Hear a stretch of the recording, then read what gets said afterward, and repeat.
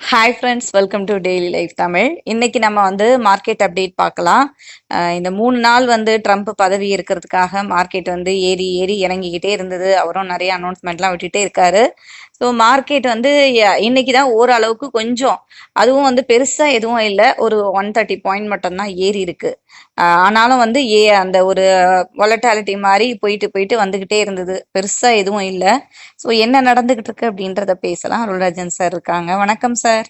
வணக்கம் சார், மார்க்கெட்ல இப்போ என்ன நடந்துகிட்டு இருக்கு சார்? ஒரு வழியா ட்ரம்ப் பதவி ஏத்தாச்சு. ஆனாலும் மார்க்கெட் பெருசா ஒரு மூவ்மெண்ட் இல்ல. அது எல்லா இதுலயுமே அப்படிதான் இருக்கா? வேர்ல்டு மார்க்கெட் ஃபுல்லா இல்ல நமக்கு மட்டும்தான் அப்படி இருக்கா? ஆக்சுவலி வேர்ல்டு மார்க்கெட் எல்லாம் பாத்தீங்கன்னா ஓரளவுக்கு நல்ல நிலைமையில தான் இருக்கிற மாதிரி இருக்கு. குறிப்பா அமெரிக்க சந்தை அப்படின்றதும் இன்னும் கொஞ்சம் வலுவாதான் இருக்கிறத நம்ம பாக்குறோம். அதே நேரம் இன்னைக்கு குறிப்பா சொல்றதா இருந்தா ஜெர்மன் சந்தை ஒரு வலிமையான ஏற்றம். ஆக்சுவலி பாத்தீங்கன்னா ஜெர்மன் யூரோப்பியனுடைய பொருளாதாரம்லாம் கொஞ்சம் வலிமை கொண்டுதான் காணப்படுது. குறிப்பா ஜெர்மன் எடுத்துக்கிட்டீங்கன்னாக்கா அவங்க அந்த நாட்டினுடைய பொருளாதார நிலையும் கொஞ்சம் சரிவில் இருக்கு. கூடவே அடுத்த கட்டமா பார்க்கும்போது அரசியல் சூழலும் பொலிட்டிக்கல் சிச்சுவேஷன் அதுவும் ஒரு டர்மாயில தான் இருக்கு.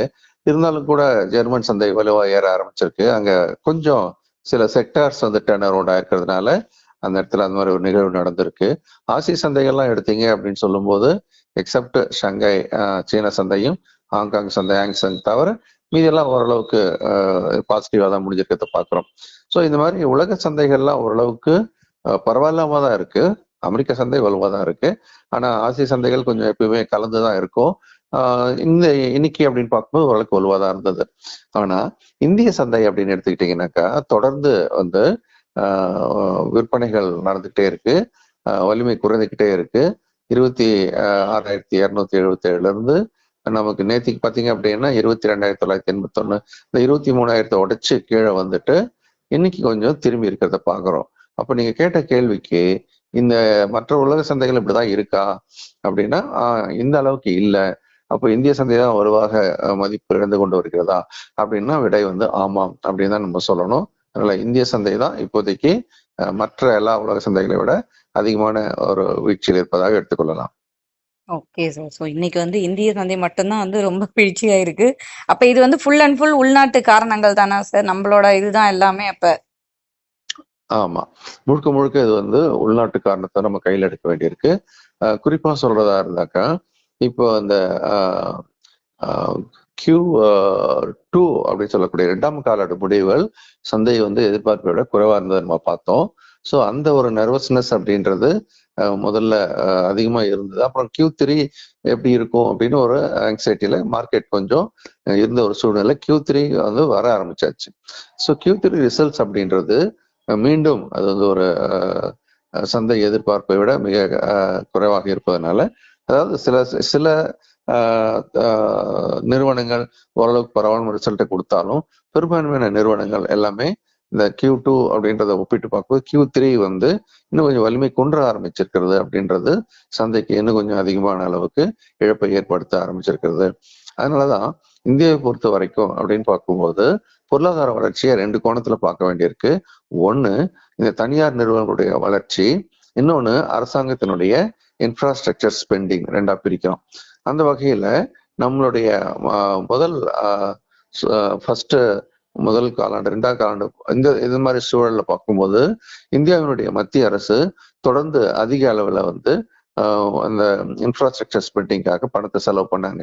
ஸோ அதுதான் நம்மளுடைய சந்தையை தூக்கி நிறுத்தியது, இல்லை நம்ம ஜிடிபிக்கு கான்ட்ரிபியூட் பண்ணியது அப்படின்னு எடுத்துக்கலாம். ஆனா இப்ப என்ன ஆயிருக்கு அப்படின்னு பாத்தீங்கன்னா அரசாங்கத்தினுடைய அந்த இன்ஃப்ராஸ்ட்ரக்சர் ஸ்பெண்டிங் கணிசமான குறைஞ்சிருக்கிறது நம்ம பார்க்கிறோம். அதே சமயம் இந்த தனியார்கள், அதாவது நம்ம பிரைவேட் செக்டார் கேபெக்ஸ் அப்படின்னு சொல்லக்கூடிய வகையில பிரைவேட் செக்டரோட கேபிட்டல் எக்ஸ்பெண்டிச்சர் கூடியிருக்கா அப்படின்னா அதுவும் இல்லை.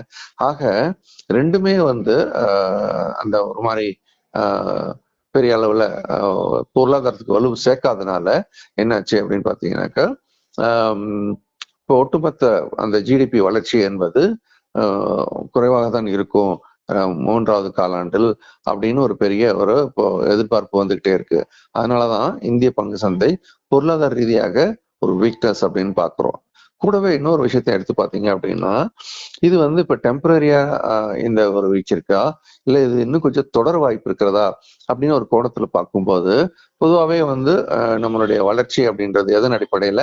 டொமஸ்டிக் கன்சம்ப்ஷன் அப்படின்னு சொல்லக்கூடிய உள்நாட்டு நுகர்வின் அடிப்படையில தான் நம்மளுடைய நாடு வளர்ந்துகிட்டு இருக்கிறத நம்ம பார்க்கிறோம். அதுல குறிப்பா இப்ப என்ன நடக்க ஆரம்பிச்சிருச்சு அப்படின்னு பார்த்தீங்கன்னா, ரூரல் அண்ட் இந்த லோவர் மிடில் கிளாஸ் அப்படின்னு சொல்லக்கூடிய இந்த கிளாஸ் ஆஃப் பாப்புலேஷன்ல வந்து அவங்களுக்கு அந்த கன்சம்ஷன் அப்படின்றதுக்கு நான் வெகுவாக குறைய ஆரம்பிச்சிருக்கிறத நம்ம பார்த்துட்டு இருக்கிறோம். இது வந்து டேக் ஆஃப் ஆகணும் அப்படின்னா, ஏற்கனவே நான் தொடர்ந்து சொல்லிக்கிட்டே இருக்க மாதிரி அவங்க கையில பணப்பழக்கம் கூடணும், வாங்கும் திறன் கூடணும், அப்பதான் அது வந்து சீராகும் அப்படின்னு சொல்லிட்டு இருக்கிறோம்.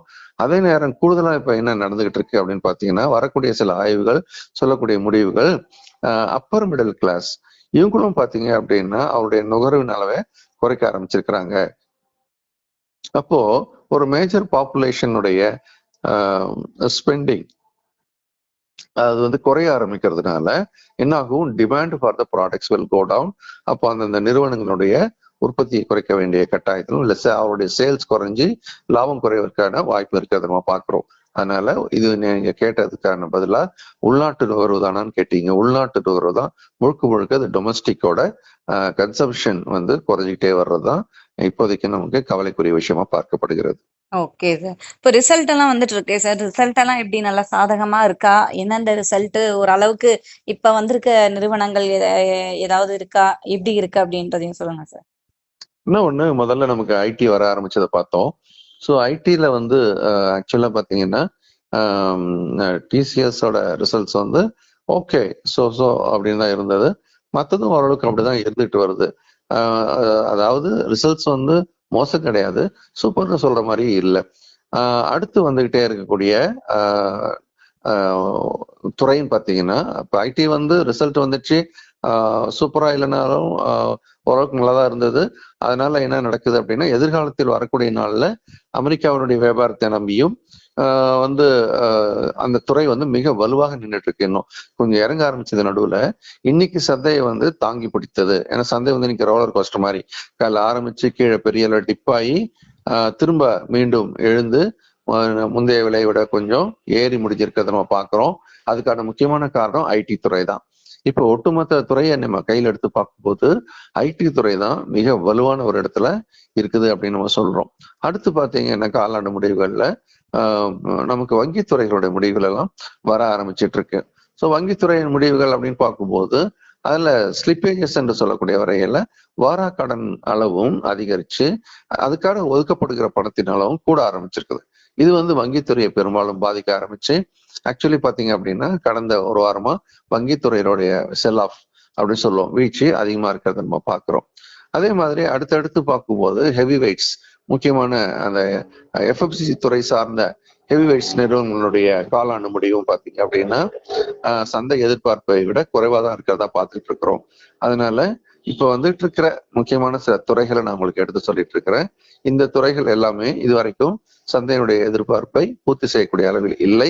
அதனால மூன்றாவது காலாண்டு முடிவுகள் இதுவரைக்கும் வந்த வரைக்கும் சந்தைக்கு வந்து ஒரு பாதிப்பை ஏற்படுத்தக்கூடிய வகையில் தான் இருக்குது. அதனாலதான் பிராட் மார்க்கெட் அப்படின்னு சொல்லுவோம். அதாவது இப்ப நிப்டி வந்து கொஞ்சம் ஏறினாலும் கூட இன்னும் நீங்க மேல போகும்போது நிப்டி 200, நிப்டி 500 இந்த மாதிரியான இண்டெக்ஸஸ் எல்லாம் பாத்தீங்க அப்படின்னு சொல்லும் போது வலிமை குன்றிதான் காணப்படுகிறது. இன்னைக்கு சந்தை ஓரளவு தாங்கி பிடிச்சாலும் கூட நமக்கு வந்து mid cap and small cap அப்படின்றது மிகப்பெரிய வீழ்ச்சி இன்னைக்கு கொடுத்துருக்கிறத பாக்குறோம். அதனால இப்போதைக்கு இந்த மார்க்கெட் கொஞ்சம் திரும்பி இருக்கே அப்படின்னு நம்ம பார்க்கும்போது இது முழுக்க முழுக்க ஒரு ஷார்ட் கவரிங். ஏற்கனவே அதை வித்து பணம் பண்றவங்க கொஞ்சம் வாங்கியிருக்கிறாங்க. அதனால இது சஸ்டைன் ஆகுமா அப்படின்னு ஒரு கேள்வி வரும்போது இது வந்து டவுட் தான் அப்படின்னு சொல்லக்கூடிய இடத்துல இருக்கிறத நம்ம பார்க்கிறோம். அதனால இப்போதைக்கு சந்தையானது தற்காலிக ஒரு ஏற்றத்துல தான் இருக்குது.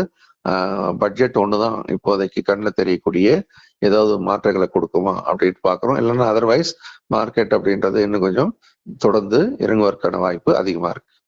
Okay sir. ஸோ இப்போ செக்டார்ஸ் எல்லாம் கூட வந்து நல்லா தான் பெர்ஃபார்ம் பண்ணிட்டு இருக்கா, இல்ல இந்த இறக்கத்துலயும் அது எப்படி இருக்கு சார்? அதையும் ஒரு வார்த்தை சொல்லிடுங்க.